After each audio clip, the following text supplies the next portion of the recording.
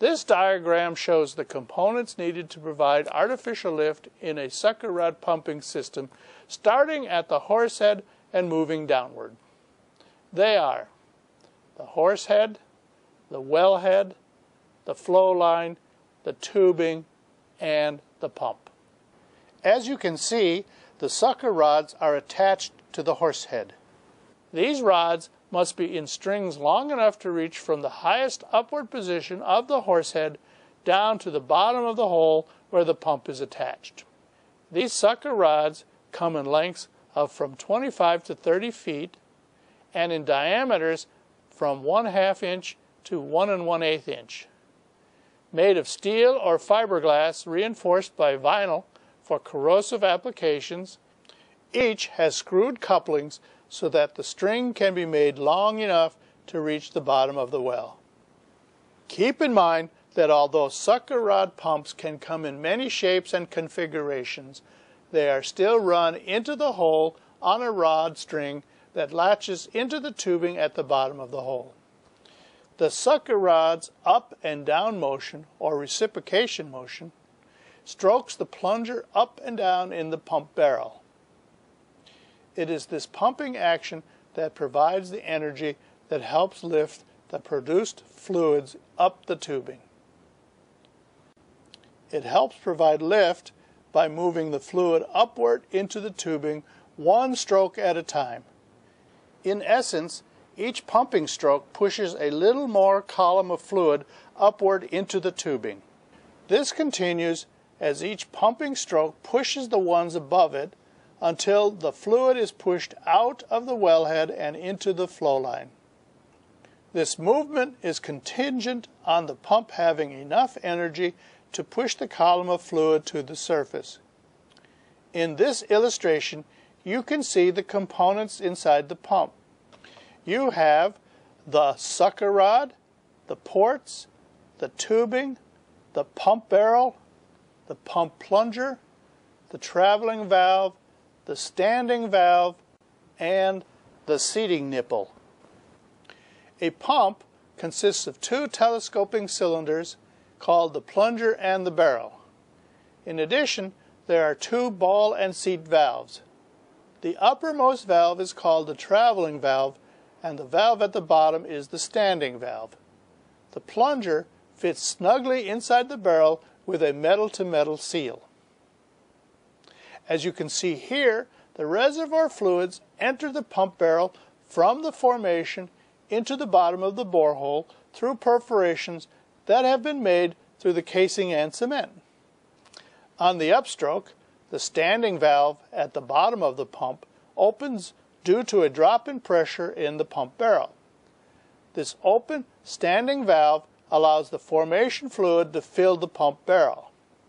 As the barrel fills, the plunger reaches its uppermost position and then starts its downward movement or its downstroke.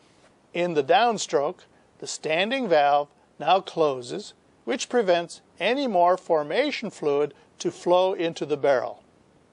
As the plunger descends through the fluid in the barrel, the traveling valve opens.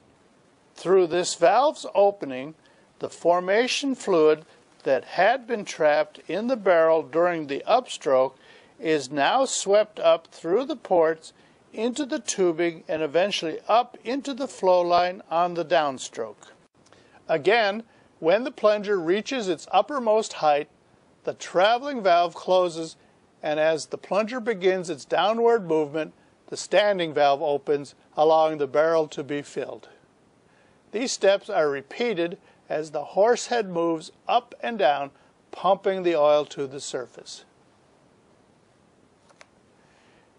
Now that we've examined the sucker rod pump and shown how it works, let's now turn our focus to ways that the pumping system hardware can be adjusted to optimize the hardware's efficiency as conditions change over time.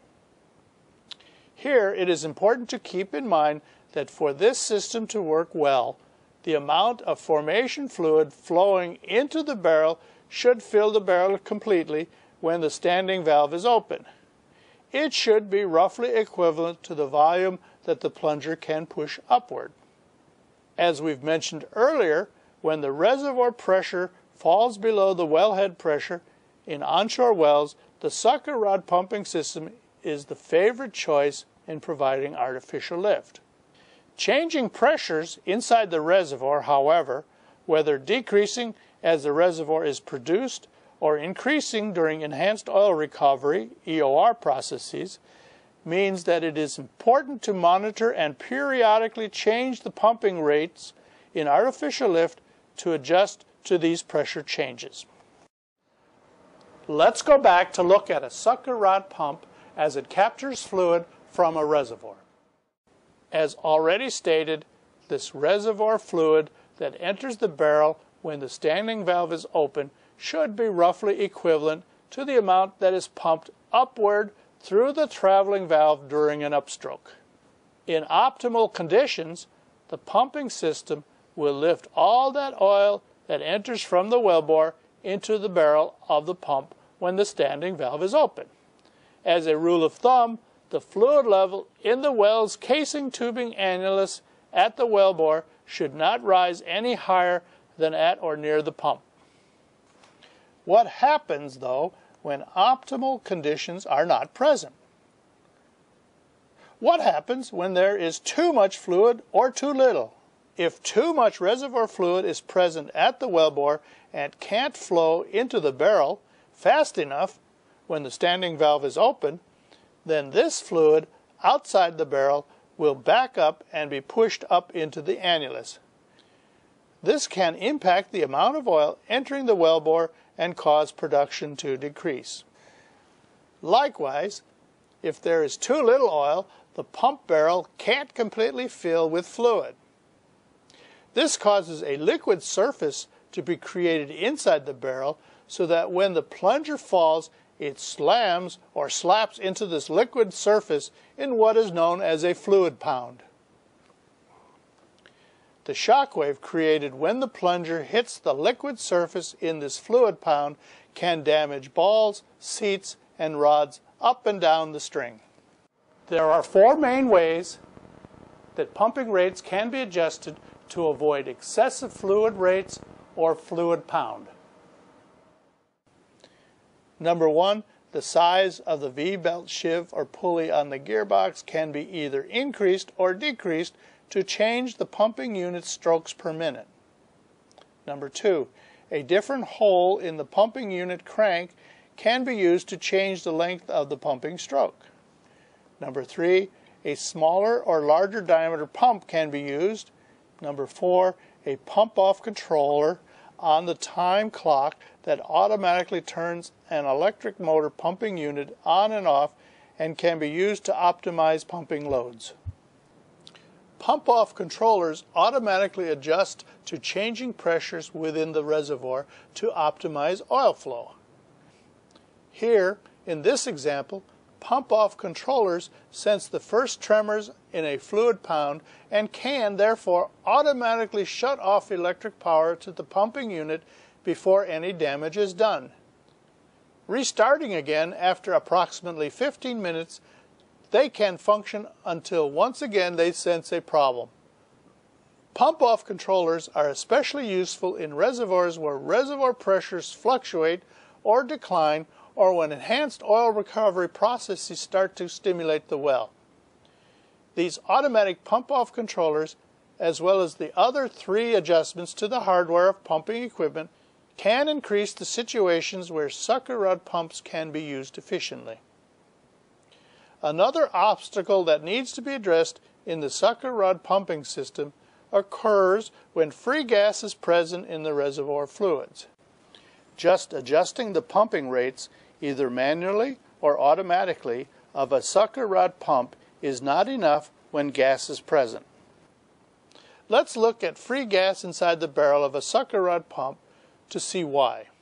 As the plunger drops, free gas in a barrel is more likely to compress in place instead of flowing up with the rest of the fluid through the traveling valve on its way to the surface.